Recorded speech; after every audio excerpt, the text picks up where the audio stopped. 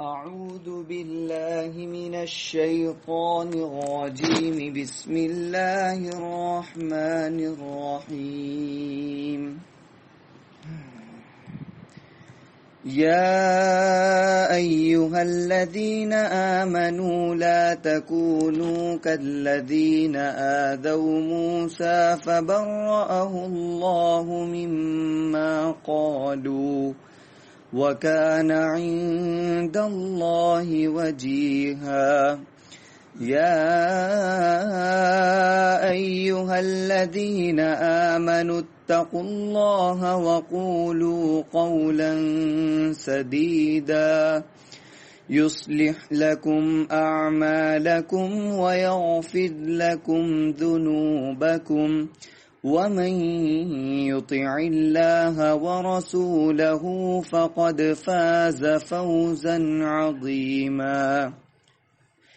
إنا عرضنا الأمانة على السماوات والأرض والجبال فأبين أن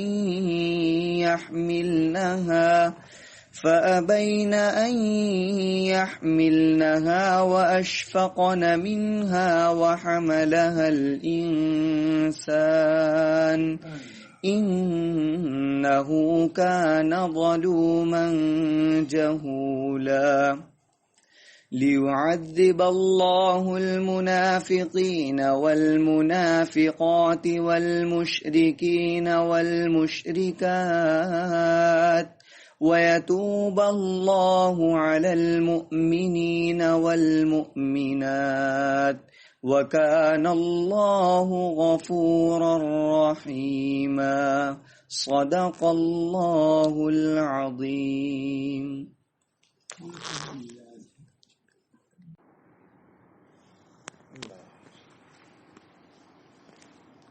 بسم الله الرحمن الرحيم.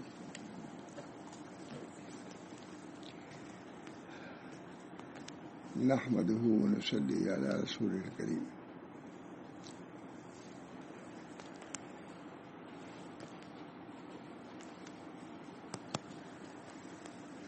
ولعلك باخع نفسك على آثارهم إن لم يؤمنوا بهذا الحديث أسفا.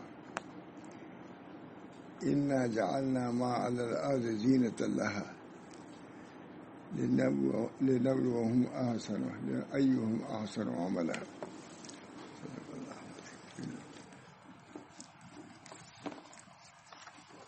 بہت اچھا بیان ہے.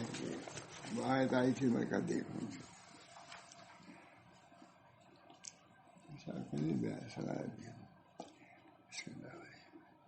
دنیا کی بیجا محبت کا بیان.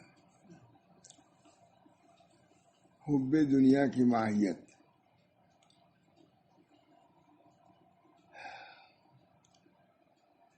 دنیا کے تمام جھگڑوں، بکھیروں اور مخلوقات اور موجودہ چیزوں کے ساتھ تعلق رکھنے کا نام دنیا کی محبت ہے. ہر وقت اسی چکر میں رہنا. دنیا کے تمام جھگڑوں، بکھیروں اور مخلوقات اور موجودہ چیزوں کے ساتھ تعلق رکھنے کا نام دنیا کی محبت ہے. البتہ علم و معرفت الہی اور نیک کام جن کا ثمرہ مرنے کے بعد ملنے والا ہے، ان کا وقوع اگرچہ دنیا میں ہوتا ہے مگر در حقیقت وہ دنیا سے مستثنیٰ ہے. خالی اگر دنیا ہی کو ہو کے رہے تو ظاہر ہے دنیا کی محبت ہے، لیکن اگر دنیا میں یہ سب کام کیا، علم و معرفت الہی حاصل کیا تو بھی اچھی بات ہے. پڑھا کتنی مرتبہ، جب سنانے لگے تو دوسری بات تھی. ابھی کئی مرتبہ پڑھا لیکن ذہن میں ایسی وقت نہیں آئی تھی. جو سنایا تھا دل میں. البتہ علم و معرفت الہی اور نیک کام جس کا ثمرہ مرنے کے بعد ملنے والا ہے، ان کا وقوع اگرچہ دنیا میں ہوتا ہے مگر در حقیقت وہ دنیا سے مستثنیٰ، وہ دنیا ہی نہیں. اور ان کی محبت دنیا کی محبت نہیں. سب ہے، تجارت ہے، سب کچھ ہے، لیکن اس کے لیے ہے علم و معرفت. بلکہ آخرت کی محبت ہے۔ اللہ تعالیٰ فرماتا ہے انا جعلنا ما علی الارض زینۃ لها لنبلوہم ایہم احسن عملا۔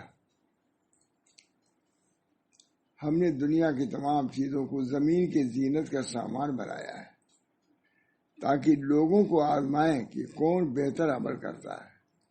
زینت ہے، دنیا میں رہ رہا ہے، لیکن اس سے الگ ہو کر کے علم و معرفت حاصل کرتا ہے تو پھر دنیا میں گویا کہ آئی نہیں، رہا ہی نہیں، آخرتی کا آدمی۔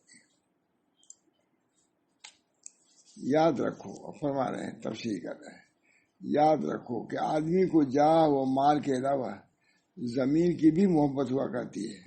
مثلا مکان بنائے یا کھیتی کرے، نباتات کی بھی محبت ہوتی ہے۔ مثلا جڑی بوٹی ہو کہ اس کو دواؤں میں استعمال کرے، یا ترکاری و دیگر پیداوار یا پھل پھول ہو اس کو کھائے اور مزہ اڑائے۔ اور معدنیات کی بھی محبت ہوتی ہے، مثلا برتن، اور تاکہ برتن اور اوزار بنائے یا زیور بنوا کر پہنے یا نقد جمع کرے۔ حیوانات کی بھی محبت ہوتی ہے، مثلا شکار کرے اور کھائے یا ان پر سواری کرے اور اپنی زینت بڑھائے۔ اور آدمیوں کی بھی محبت ہوتی ہے، مثلا یہ کہ عورتوں کو منکوحہ اور خادمہ بنائے یا مردوں کو غلام اور نوکر اور خدمت گار بنائے۔ انہی چیزوں کے محبت کا نام ہوائے نفس ہے۔ انہی چیزوں کی محبت کا نام، جس کو حق تعالی نے فرمایا وَنَهَى النَّفْسَ عَنِ الْهَوَىٰ وَإِنَّ الْجَنَّةَ لَهِيَ الْمَأْوَىٰ۔ وَنَهَى النَّفْسَ عَنِ الْهَوَىٰ، جسے اپنے نفس کو خواہش سے روک لیا اس کا ٹھکانہ جنت۔ اگر ان چیزوں میں مطلب کہ تجاوز نہیں کیا حد سے تو پھر یہ جنت کا سبب ہے، جنت میں پہنچانے والا ہے۔ انہی چیزوں کی محبت کا نام ہوائے نفس ہے، جس کو حق تعالیٰ نے فرمایا وَنَهَى النَّفْسَ عَنِ الْهَوَىٰ وَإِنَّ الْجَنَّةَ هِيَ الْمَأْوَىٰ۔ ان ہوائے نفسانی کو روکا تو پھر جنت اس کا ٹھکانہ ہے۔ جس نے اپنے نفس کو خواہش سے روک لیا اس کا ٹھکانہ جنت ہے۔ یاد رکھو کہ دنیا کی زندگی محض کھیل اور تماشا ہے۔ یاد رکھو کہ دنیا کی زندگی محض کھیل اور تماشا ہے، اور اسی میں اکثر باطنی امراض مہلکہ مثلا غرور، نخوت، کینہ، حسد، ریا، تفاخر اور بڑھوتری کی حس پیدا ہوتی ہے۔ اور جب انسان کو حیات دنیاوی کی درستی اور آرائش کا شوق پیدا ہوتا ہے تو صنعت و حرفت، زراعت و تجارت کے ناپائیدار مشغلوں میں ایسا پھنس جاتا ہے کہ آگے پیچھے مبدا و معاد کو اس کی کوئی خبر نہیں رہتی، اعتدال میں نہیں رہ جاتا، پھنستا ہے تو پھنستا ہی چلا جاتا ہے۔ ظاہر و باطن دونوں دنیا کے ہو رہتے ہیں، ظاہر و باطن دونوں دنیا کے ہو رہتے ہیں۔ قلب محبت دنیا میں مشغول ہو جاتا ہے، حالانکہ ان سے مقصود یہی تھا کہ مسافران آخرت بآسانی اپنا سفر ختم کر سکیں، ان چیزوں سے مدد لیں اور مدد لے کر کے آخرت کے راستے کو چلیں اور پہنچیں۔ مگر بیوقوف اور احمق لوگوں نے انہی کو مقصود اصلی سمجھ لیا، جو کچھ ہے یہی ہے، اس کے علاوہ کچھ نہیں۔ منع نہیں کیا، سب چیزوں کی محبت کو بھی یاد کرا دیا ہے، لیکن ایسی محبت کہ ہوئی اسی کا ہو کے رہے کی ممنوع،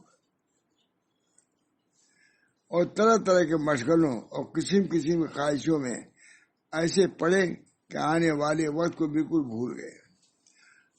ان لوگوں کی مثال ایسی ہے جیسے کوئی شخص حج کی نیت سے روانہ ہوا اور جنگل میں پہنچ کر سواری کے گھاس، دانا، مرکبی سواری کے موٹا تازہ کرنے کی فکر میں لگ جائے اور ہمراہیوں سے پیچھے رہ جائے۔ جنگل آیا، جنگل میں اپنے مویشی چھوڑ دیا تاکہ پربا ہو جائے، موٹی ہو جائے۔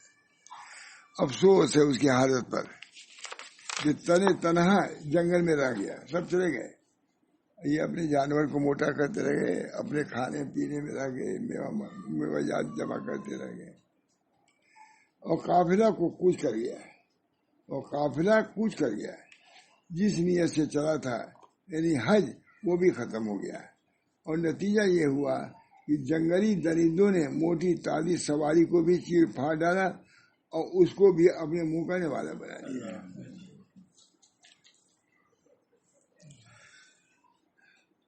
یاد رکھو کہ دنیا آخرت کی کھیتی اور مندر کا پڑاؤ ہے۔ اللہ تعالیٰ ایمان دے ہم کو۔ یاد رکھو کہ دنیا آخرت کی کھیتی اور مندر کا پڑاؤ ہے، اور تم اپنے جسم خاکی پر سوار ہو کر سفر آخرت کر رہے ہو۔ یہ بدن جو ہے ہمارے کیا ہے؟ یہ سواری ہے، آخرت کی سواری ہے۔ یہ بہت حضرت کیا ہی ہوتا تھا، دوسرے انداز اس کی بات آتی رہتی تھی۔ یاد رکھو کہ دنیا آخرت کی کھیتی ہے اور مندر کا پڑاؤ ہے، اور تم اپنے جسم خاکی پر سوار ہو کر سفر آخرت کر رہے ہو۔ اس لیے تم کو چاہیے کہ اپنی سواری کا گھاس دانہ بقدر کفایت اٹھاؤ اور سفری ضرورتوں میں کام آنے والا سامان مہیا کر کے وہ بیج بو جس کو آخرت میں کاٹو۔ ضروری چیزیں تو لے جانا ہوگا، لیکن اس کو اس طرح رکھو کہ گھاس دانہ بقدر کفایت اٹھاؤ اور سفری ضرورتوں میں کام آنے والا سامان مہیا کر کے وہ بیج بو جس کو آخرت میں کاٹو۔ یعنی ضرورت ہے اس کی، لیکن اس کو حد کے اندر رکھو۔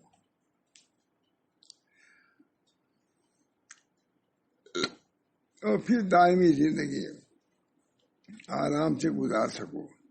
اگر اس ماتحت سواری کی پرورش اور فربہی میں مشغول ہو جاؤ گے تو قافلہ کوچ کر جائے گا اور تم منزل مقصود تک نہ پہنچ سکو گے۔ دنیا میں مخلوق کی مثال ایسی ہے جیسے ایک کشتی پر کچھ آدمی سوار ہو۔ امام غزالی لکھا یہ، دنیا میں مخلوق کی مثال ایسی ہے جیسے ایک کشتی پر کچھ آدمی سوار ہو، اور کشتی کسی جزیرے پر آ کے ٹھہرے، اور کشتی کا ملا سواریوں کو اجازت دے دے کہ جاؤ جزیرے میں اتر کر اپنی ضرورتیں پوری کراؤ۔ ہم لوگ اندر وغیرہ میں ہم تو نہیں اترے، ہم لوگ اترے تھے، اندر میں گئے، مگر ہوشیاری سے کام لینا، جگہ خطرناک ہے اور ابھی سفر دور ہے۔ غلط سواریاں اتری اور ادھر ادھر منتشر ہو کر کئی اقسام پر منقسم ہو گئی۔ بات تو ضروری حاجت سے فارغ ہوتے ہی لوٹ آئے، اس میں کئی قسم کے لوگ ہو گئے۔ بات تو ضروری حاجت سے فارغ ہوتے ہی لوٹ پڑے، فضول وقت گزارنا ان کو اچھا نہ معلوم ہوا، پر دیکھا کہ کشتی خالی پڑی ہے، لہذا اپنی پسند کے موافق ساری کشتی میں اعلیٰ درجے کے ہوادار اور فراغ جگہ منتخب کر کے وہاں بیٹھ گئے۔ یہ سب کشتی خالی ہے، اچھی جگہ پر جا کرے بیٹھ گئے، اور بعد جزیرے کی خوشگوار ہوا کھانے اور خوش الحان پرندوں کی سریلی آوازوں سے سننے میں لگ گئے۔ سبز مخملی فرش اور رنگ برنگ کے پھول بوٹوں اور طرح طرح کے پتھروں اور درختوں کی گلکاریوں میں مشغول ہو گئے، مگر پھر جلدی ہوش آ گیا اور فوراً کشتی کی جانب واپس آ گئے۔ لگے تو رہے لیکن ہوش آ گئے، بھائی ادھر رہو تو ادھر نقصان ہو جائے گا، فوراً آ گئے۔ یہاں پہنچ کے دیکھا کہ جگہ تنگ رہ گئی ہے، اور پر بہار و پر فضا جگہوں پر ان سے پہلے آ جانے والے لوگ بستر لگا چکے ہیں، لہذا اس تنگ ہی جگہ میں تقریب کے ساتھ بیٹھ گئے، اور چند لوگ اس جزیرے کے عارضی بہار پر ایسے فریفتہ ہوئے کہ دریائی خوشنما سیپوں اور پہاڑی خوبصورت پتھروں سے کے چھوڑنے کو ان کا دل نہیں چاہا۔ دریا کنارے سیپ وغیرہ رہتی ہے، بس ان کا بوجھ لاد کر انہوں نے اپنی کمر پر رکھا اور سمندر کے کنارے پر پہنچے کہ کشتی پر سوار ہوں۔ دیکھا کہ کشتی لبریز ہو چکی ہے، جگہ ہی نہیں ہے، اس میں نہ اپنے بیٹھنے کی جگہ ہے نہ فضول بوجھ کے رکھنے کی کوئی امکان ہے۔ اب حیران ہے کہ کیا کرے، ادھر تو بوجھ کے پھینکنے کو نفس گوارا نہیں کرتا، اتنا لاد کے لے آئے ہیں، اب کیسے اس کو پھینکیں؟ اور ادھر اپنے بیٹھنے تک کو جگہ نہیں مل رہی ہے. غرض قہر درویش بجال درویش نہایت دقت کے ساتھ ایک نہایت تنگ جگہ میں گھس بیٹھے اور کنکروں پتھروں کے بارے گراں کو اپنے سر پر ڈال دیا. اب ان کی حالت کو تم ہی اندازہ کر دو کہ کیا ہوگی. کمر الگ دکھے گی، کمر الگ دکھے گی، گردن جدا ٹوٹے گا، اور جس مصیبت و تکلیف کے ساتھ وقت کٹے گا اس کو ان کا دل ہی خوب سمجھے گا. اور بعض لوگ تو اور کاہل نکلے، اور بعض لوگ جزیرہ کی دل فروز حسن پر ایسے عاشق ہوئے کہ کشتی اور سمندر سب کو بھول گئے. پھول سونگھنے اور پھل کھانے میں مصروف ہو گئے.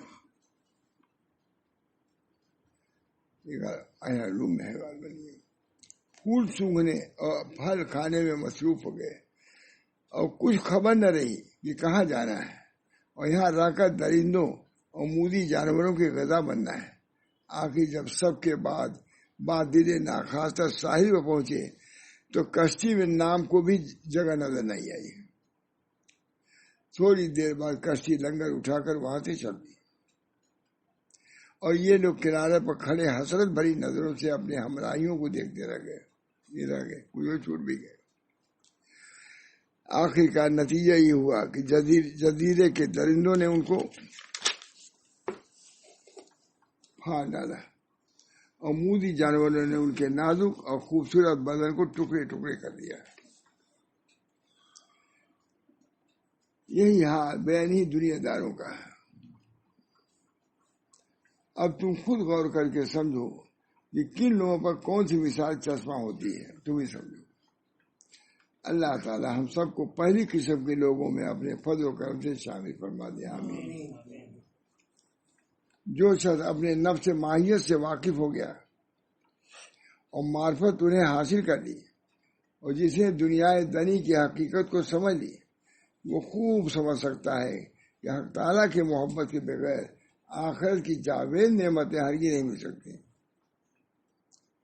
اور حق تعالیٰ کی محبت کے ساتھ دنیا کے محبت کا جمع ہونا ایسا ہی ناممکن ہے جس طرح ایک برتن میں آگ اور پانی کا جمع ہو جانا ناممکن ہے.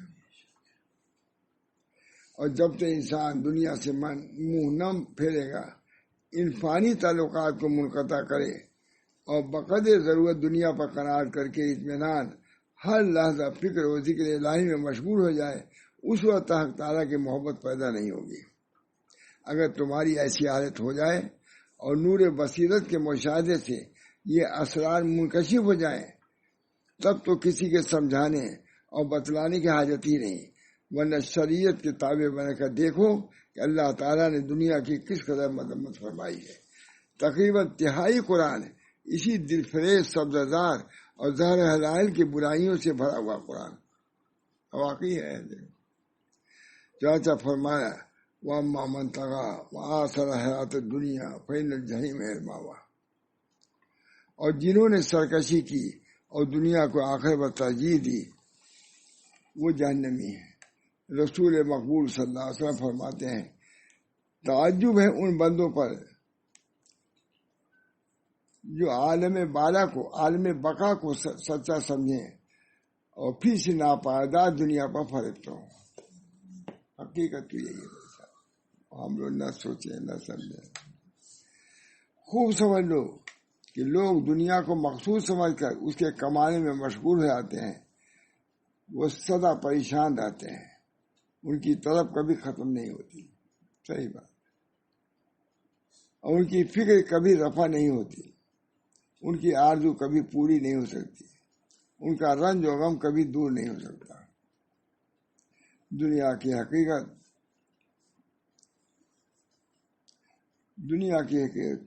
کوڑے پر نظر آتی ہے. کوڑے پر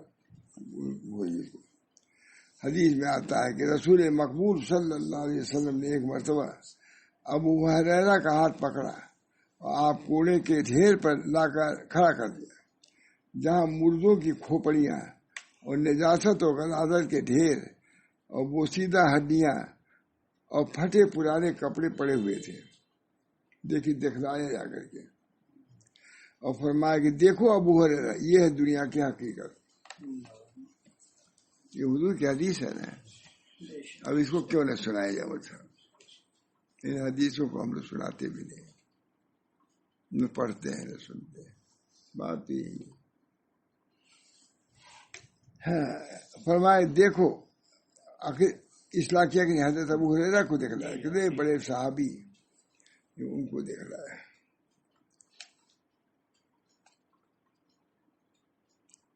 اور ایک کوڑے کے ڈھیر، نجاست و غلاست کے ڈھیر اور بوسیدہ ہڈیاں اور پھٹے پرانے کپڑے پڑے ہوئے تھے.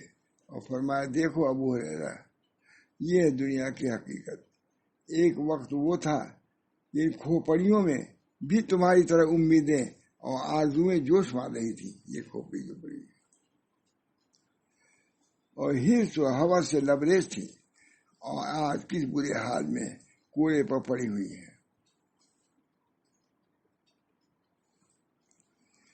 یہ چند روز میں خاک ہو جائیں گی. تو کھوپڑی ہے بھی ظاہر، پتہ نہیں چلے کہاں گئی. دیکھیں کیا حالات ہے.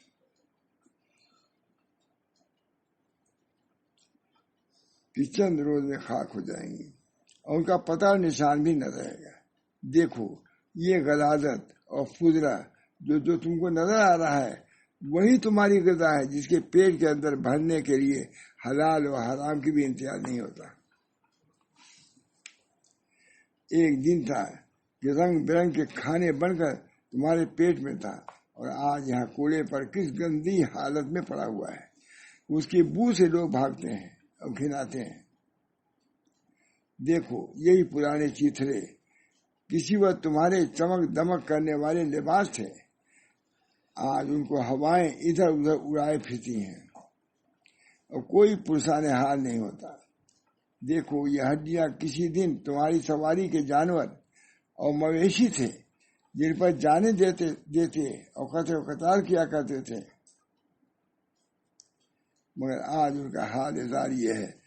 اے ابو ہریرہ یہ دنیا کی حقیقت ہے، جس کا قابل عبرت انجام دنیا میں ظاہر ہو گیا. جس کا قابل عبرت انجام دنیا میں ظاہر ہو گیا. پر جس کو رونا ہو رو. یہ حضرت حدیث ہے، میں نے لکھ دیا. سبحان اللہ. یہ تھا حضور صلی اللہ علیہ وسلم کا وعد. یہ تھا حضور جس کا اب رواج نہ رہا. ہم نے لکھ دیا. سبحان اللہ. یہ تھا حضور صلی اللہ علیہ وسلم کا وعد جس کا اب رواج نہ رہا. تو پھر کیسے ہماری اصلاح ہو اور کیسے دنیا سے نفرت اور آخرت کی طرف رغبت ہو. محمد قمر اللہ. حضرت عیسیٰ علیہ السلام پر ایک دن دنیا کی حقیقت منکشف ہوئی. انہیں دیکھا کہ ایک بدصورت بڑھیا بنا اور سنگار کے کیے ہوئے زیور اور پوشاک پہنے بنی ٹھنی بیٹھی ہے. آپ نے پوچھا کہ اے بڑھیا تو کتنے لوگوں سے نکاح کر چکی ہے؟ بڑھیا نے جواب دیا کہ بے شمار آدمیوں سے. آپ نے فرمایا ان شوہروں کا انتقال ہو گیا یا تجھ کو طلاق دے بیٹھے؟ بڑھیا نے جواب دیا کہ طلاق دینے کی ہمت تو کسی کو نہیں ہوئی. طلاق دینے کی ہمت تو کس کو ہوتی ہے؟ میں نے سب کو مار ڈالا. یہ سن کر حضرت عیسیٰ علیہ السلام نے فرمایا تیرے موجودہ شوہروں پر افسوس ہے، ان کو گزشتہ شوہروں کی حالت پر عبرت نہیں ہوتی. شوہر تو ان کو مار ڈالا، پھر بھی اس کے دیوانے پیچھے پیچھے پڑے ہوئے. مسلمانوں ہوشیار ہو جاؤ. مسلمانوں ہوشیار ہو جاؤ اور سنبھلو.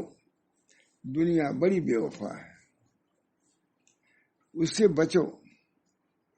اس کا جادو ہاروت کے شہر سے زیادہ اور جلد اثر کرتا ہے. اگر پرانا نمک جو کی روٹی کے ساتھ کھا کر اور ٹاٹ پہن کر زندگی گزارو گے تب بھی گزر جائے گی، مگر آخرت کی فکر کرو کہ وہاں کی رتی برابر نعمت کا نہ ملنا بھی بے حد تکلیف کا سبب ہوگا. اللہ تعالی ہم سب کی حفاظت فرمائے. آمین. دنیا کی مثال ایسی ہے جیسے مہمان نواز نے اپنا مکان آراستہ کیا اور شیشہ آرات سے سجا کر مہمانوں کو بلایا اور ان کو اس میں بٹھا کے عطر اور خوشبو اور پھولوں سے بھرا ہوا طباق ان کے سامنے رکھ دیا. ظاہر ہے کہ صاحب مکان کا مطلب اس سے یہ ہے کہ طباق میں رکھے ہوئے پھولوں کو سونگھو اور پاس والوں کے آگے سرکا دو. اب وہ اس طرح نفع اٹھائے جیسے تمہیں اٹھایا اور بخوشی خاطر برابر والوں کے سامنے کر دیں اور بخوشی خاطر برابر والوں کے سامنے کر دیں. نفع کیا آگے بڑھا دیا. یہ مطلب نہیں ہے کہ سارے طباق پر تم ہی قبضہ کر بیٹھو. بس اگر کوئی شخص آداب مجلس سے واقف نہ ہو اور طباق کو اپنا نذرانہ سمجھ کر اپنے بغل میں دبائے تو اس کی حماقت پر تمام حاضرین مجلس ہنسیں گے. لے کے چلا اس کا مذاق اڑائیں گے اور اس کے بعد یہ نتیجہ ہوگا کہ مالک مکان زبردستی طباق چھین کر دوسرے کے سامنے رکھ دے گا. صحیح بات ہے. تم ہی سوچو کہ اس وقت اس کو کیسی ندامت ہوگی. اسی طرح دنیا حق تعالیٰ کی میزبانی کی جگہ ہے. اس سے حق تعالیٰ کی یہ مقصود ہے کہ مسافران آخرت آئیں اور بقدر ضرورت اس طرح نفع اٹھائیں جس طرح مستعار چیزوں سے نفع اٹھاتے ہیں، مانگی ہوئی چیزیں، اور اپنی حاجت رفع کیا کرتے ہیں. اس کے بعد بخوشی خاطر ان کو دوسروں کے حوالہ کر کے اپنا راستہ لیں اور آخرت میں آ پہنچے. بس مستعار چیزوں سے دل کو لگانا حقیقت میں چلتے وقت اپنے آپ کو شرمندہ کرنا اور رنجیدہ بنانا ہے. اس مثال کو خوب سمجھنا چاہیے اور اس کے مطابق اپنا حال بنانا چاہیے. واللہ الموفق. بس بیان ختم ہو گیا. ٹھیک ہے. پھر بخل و مال کا بیان کیا. یہی حال بن جائے. ہاں اللہ تعالی نہیں کتاب کو سنانا چاہیے. ان چیزوں کو سناتا بھی نہیں آدمی. شرماتا ہے کہ دنیا دار کیا کہیں گے کہ دنیا سے ہم لوگوں کو بھی کچھ دور کر رہے ہیں. کیا دنیا دیکھ رہے ہو؟ کیا اسی دنیا ہے. کوئی کہہ رہا تھا کہ یہ جس کی پریشانی ہے سانسوں لے رہے. میں کون کہہ رہا تھا کہ وہ گجرات کے بارے میں کہہ رہے تھے کہ ٹرک کھڑا ہوا لیکن دے نہیں رہے تھے جمع کیے ہوئے. یعنی وہی جو چیز ہے جس کے لیے مر رہے ہیں لوگ ہے موجود. میں کہا بھائی میں تو یہاں کی مدیر سمجھتا ہے گجرات کی مدیر نہیں سمجھ رہا تھا. میں کہا ہے نہیں زیادہ مہنگے میں بیچیں گے. دنیا ایسی چیز ہے. اللہ تعالی ہم سب لوگوں کو دنیا سے حصہ دے بقدر ضرورت. غفلت میں ڈالنے والا وہ حصہ نہ ہو. ہے بڑی بڑی نعمتیں ملی ہیں لیکن جو اہل اللہ ہیں اسے نبھاتے ہیں، وہ استعمال بھی کرتے ہیں اور اپنے کو بچا کر کے لے چلتے ہیں. اللہ ہم سب کو توفیق دے. دعا بھی اللہ صلی اللہ علیہ وسلم. اصل چیز یہی ہے اور یہ حالات اس لیے پیش ہوتے ہیں تاکہ ان چیزوں کو سامنے رکھا جائے، اس سے عبرت حاصل کیا جائے، نصیحت حاصل کی جائے. کیسے بے بس ہیں، بڑے بڑے ڈاکٹر بے بس ہیں، بڑے بڑے مالدار بے بس ہیں، کچھ نہیں چل رہی ہے کسی کی، مرتے چلے جا رہے ہیں. اللہ تعالی ہم سب لوگوں کو آخرت کی فکر پیدا فرما دے اور آخرت کی تیاری کے لیے ہم کو آمادہ کر دے اور ہمارے لیے آسان بنا دے. ربنا تقبل منا انک انت السمیع العلیم برحمتک یا ارحم الراحمین بحرمت سید نبی کریم صلی اللہ تعالی علیہ وسلم.